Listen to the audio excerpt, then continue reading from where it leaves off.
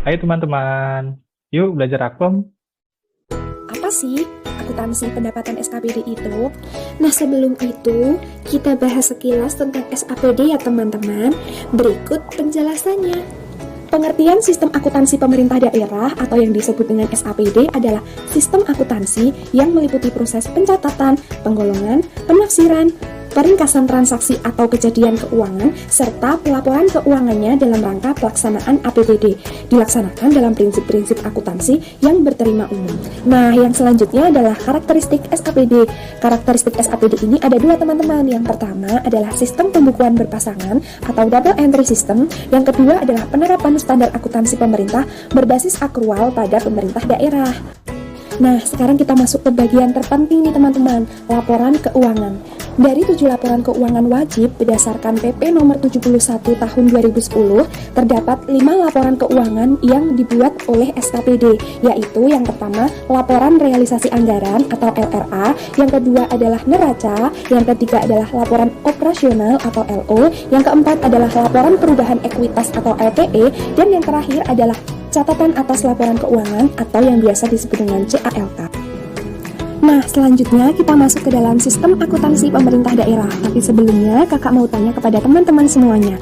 Jadi, ada berapa sistem dalam akuntansi pemerintah daerah? Yap, bener banget, ada dua. Yang pertama adalah sistem akuntansi satuan kerja perangkat daerah atau biasa disebut dengan SASKPD. Yang kedua adalah sistem akuntansi pejabat pengelola keuangan daerah atau biasa disebut dengan SAPPKD. Adapun pengertian dari SASKPD adalah unit pemerintah di lingkungan pemerintah daerah selaku pengguna anggaran yang dapat berbentuk dinas, badan, dan kantor ataupun satuan. Untuk selanjutnya adalah pengertian dari SAPPKD, bertanggung jawab atas fungsi akuntansi dan keuangan pemerintah daerah. Namun secara operasional, fungsi tersebut dilaksanakan oleh SKPKD. For your information nih teman-teman, SKPKD adalah singkatan dari Satuan Kerja Pengelola Keuangan Daerah. Elemen penyusunan laporan keuangan SKPD. Sistem pembukuan dapat dibagi ke dalam dua subsistem. Yang pertama adalah subsistem akuntansi pelaksanaan anggaran, kemudian yang kedua adalah subsistem akuntansi finansial atau keuangan. Nah, dalam belajar akuntansi SKPD ini, kita akan berfokus kepada pendapatan. Nah, sebelumnya kakak akan menjelaskan pengertian pendapatan secara umum. Pendapatan adalah kenaikan manfaat ekonomi atau potensi jasa dalam periode pelaporan yang menambah ekuitas. Nah, pendapatan daerah itu apa sih teman-teman? Pendapatan daerah adalah hak pemerintah daerah yang diakui sebagai penambah nilai kekayaan bersih. Pendapatan LO. Apa sih pengertian dari pendapatan LO? Pendapatan LO adalah hak pemerintah pusat atau daerah yang diakui sebagai penambah ekuitas dalam periode tahun anggaran yang bersangkutan dan tidak perlu dibayar kembali. Kemudian, pendapatan LRA adalah semua penerimaan rekening kas umum negara atau daerah yang menambah saldo anggaran lebih dalam periode tahun anggaran yang bersangkutan yang menjadi hak pemerintah dan tidak perlu dibayar kembali oleh pemerintah. Untuk lebih jelasnya, laporan operasional itu apa sih? Laporan operasional adalah laporan yang menyajikan informasi mengenai seluruh kegiatan operasional keuangan entitas pelaporan yang tercermin dalam pendapatan LO, beban, dan surplus atau defisit operasional dari suatu entitas pelaporan yang penyajiannya disandingkan dengan periode sebelumnya. Lalu, laporan realisasi anggaran itu apa? Laporan realisasi anggaran adalah laporan yang menyajikan informasi realisasi pendapatan LRA, belanja, transfer, surplus atau defisit LRA, pembiayaan, dan sisa lebih atau kurang pembiayaan anggaran yang masing-masing diperbandingkan dengan anggarannya dalam satu periode. Sekarang kita masuk ke dalam jenis pendapatan SKPD. Yang pertama adalah pendapatan pajak daerah, kemudian yang kedua adalah pendapatan retribusi daerah, yang ketiga adalah pendapatan asli daerah lainnya.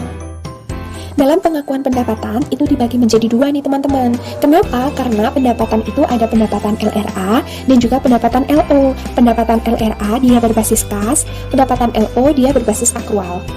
Lalu bagaimana perbedaan antara pendapatan LRA dan juga pendapatan LO dalam pengakuan pendapatan? Pendapatan LRA mengakui pendapatannya ketika dia diterima pada rekening kas umum daerah atau diterima oleh SKPD atau diterima oleh entitas lain di luar pemerintah daerah atas nama BUD. Lalu bagaimana pendapatan LO mengakui pendapatannya? Pendapatan LO mengakui pendapatannya ketika timbul hak atas pendapatan atau timbul hak untuk menagih, kemudian pendapatan itu telah direalisasi. Sekarang kita masuk ke dalam bagian pengukuran pendapatan. Pengukuran pendapatan juga dibagi menjadi dua loh teman-teman. Yang pertama, pengukuran pendapatan LRA. Yang pertama, berdasarkan asas bruto. Yang kedua, menggunakan nilai nominal kas yang masuk ke RKUD. Yang ketiga, asas bruto dapat dikecualikan. Kira-kira kenapa ya dikecualikan? Pengecualian asas bruto dapat terjadi jika penerimaan kas dari pendapatan tersebut lebih mencerminkan aktivitas pihak lain daripada pemerintah daerah. Lalu bagaimana pengukuran pendapatan LO? Pengukuran pendapatan LO yang pertama adalah non-pertukaran diukur sebesar aset yang diperoleh dari transaksi non-pertukaran yang pada saat perolehan tersebut diukur dengan nilai wajar. Kemudian yang kedua adalah transaksi pertukaran. Transaksi pertukaran diukur dengan menggunakan harga sebenarnya atau actual price yang diterima ataupun menjadi tagihan sesuai dengan perjanjian yang telah membentuk harga. Selanjutnya kita masuk ke dalam bagian penyajian pendapatan. Penyajian pendapatan juga dibagi menjadi dua loh teman-teman. Yang pertama penyajian pendapatan LRA, yang kedua penyajian pendapatan LO. Pendapatan LRA tentu akan disajikan di dalam laporan realisasi anggaran atau LRA. Penyajian pendapatan LRA akan diklasifikasikan menurut kelompok atau jenisnya. Laporan realisasi anggaran disajikan secara komparatif dan dicatat dengan menggunakan basis kas. Selanjutnya, penyajian pendapatan LO. Pendapatan LO akan disajikan dalam laporan operasional SKPD dengan basis akrual. Penyajian pendapatan LO pada SKPD akan diklasifikasikan menurut jenis pendapatan asli daerah. Berupa apa? Berupa pendapatan pajak daerah, pendapatan retribusi daerah, dan lain-lain pendapatan PAD yang sah. Jurnal transaksi pendapatan SKPD dibagi menjadi dua, yaitu jurnal untuk pendapatan LRA dan jurnal untuk pendapatan LO. Masuk ke dalam jurnal transaksi pendapatan LRA. Mencatat pendapatan yang didahului dengan penerbitan surat ketetapan maupun pendapatan yang tanpa menggunakan surat ketetapan, keduanya akan dicatat pada saat pembayarannya telah diterima oleh bendahara penerimaan atau disetorkan langsung ke Kasda. Jurnal transaksi pendapatan LRA adalah EPSAL atau estimasi perubahan saldo anggaran lebih pada bagian debit ditandingkan dengan pendapatan LRA di bagian kredit. Selanjutnya adalah jurnal transaksi pendapatan LO. Yang pertama, pendapatan dengan surat ketetapan. Bagian A, jika pendapatan baru akan ditagih setelah Pemda menerbitkan SKP atau SKR, maka pendapatan sudah dapat diakui pada saat Pemda menerbitkan SKP atau SKR. Jurnalnya bagaimana teman-teman? Piutang pendapatan pada sisi debit, pendapatan LO pada sisi kredit. Bagian B, pada saat diterimanya kas dari piutang pendapatan. Bagaimana jurnalnya? Kas di bendahara penerimaan pada sisi debit, kemudian piutang pendapatan pada sisi kredit. Mengapa demikian? Karena Pemda mengakui bahwa Pemda telah menerima uang. Oleh karena itu, piutang pendapatan harus dihapuskan dengan cara mengkredit piutang pendapatan tersebut. Oke, kita lanjut ke bagian C. Pada saat kas disetorkan ke Kasda, bagaimana jurnalnya? RKPPKD berada di sisi debit, kemudian kas di bendahara penerimaan berada di sisi kredit. Yang kedua adalah pendapatan tanpa melalui surat ketetapan. Pendapatan seperti apa itu? Yang pertama adalah pendapatan jasa giro atau bunga. Yang kedua adalah pendapatan retribusi masuk objek wisata yang dikelola oleh pemerintah daerah dengan penjualan karcis masuk dan lain-lain. Selanjutnya kita masuk ke bagian jurnal. Yang pertama adalah jurnal pada saat kas telah diterima oleh bendahara penerimaan SKPD. Bagaimana jurnalnya? Kas di bendahara penerimaan berada di sisi debit, kemudian pendapatan LO berada di sisi kredit. Selanjutnya adalah jurnal pada saat kas dari penerimaan pendapatan tersebut disetor ke Kasda. Bagaimana jurnalnya? RKPPKD berada di sebelah debit, kemudian kas di bendahara penerimaan berada di sisi kredit. Bagaimana teman-teman? Apakah sudah paham? Untuk lebih paham lagi, yuk kita coba kerjakan soal berikut ini. Soal pertama, bendahara penerimaan pemerintah menerima dan menyetor pendapatan pajak ke rekening kas negara atau daerah sebesar 3 juta. Jurnal finansial pada saat menerima adalah kas di bendahara penerimaan berada di sisi debit, kemudian pendapatan LO berada di sisi kredit sebesar 3 juta.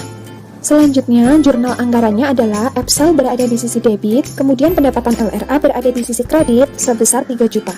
Jurnal finansial pada saat menyetor adalah RKPPKD berada di sisi debit, kemudian kas di bendahara penerimaan berada di sisi kredit sebesar 3 juta. Lalu, jurnal anggarannya seperti apa? Yap, bener banget, no entry atau tidak dimasukkan. Mengapa demikian? Karena dalam jurnal finansial hanya perpindahan kas dari rekening yang ada di bendahara penerimaan ke rekening PPKD, seperti itu. Lanjut ke soal yang kedua ya teman-teman. dicatat piutang atas pendapatan pajak, dan belum diterima maupun di stok kas negara atau daerah yaitu senilai 5 juta. Kira-kira bagaimana jurnal finansial dan jurnal anggarannya ya? Yap, bener banget. Jurnal finansialnya adalah piutang pendapatan pada sisi debit dan pendapatan LO berada di sisi kredit 5 juta. Lalu jurnal anggarannya seperti apa? No entry. Nah, bagaimana teman-teman? Sudah paham belum? Materinya sangat benar kan? Kak, kalau masih bingung bagaimana? Kalian bisa langsung bertanya atau bisa akses e-book dari kami. Linknya ada di akhir video ini ya. Semoga video ini bermanfaat. Kurang lebihnya mohon maaf dan terima kasih. Terima kasih. Terima kasih. Bye.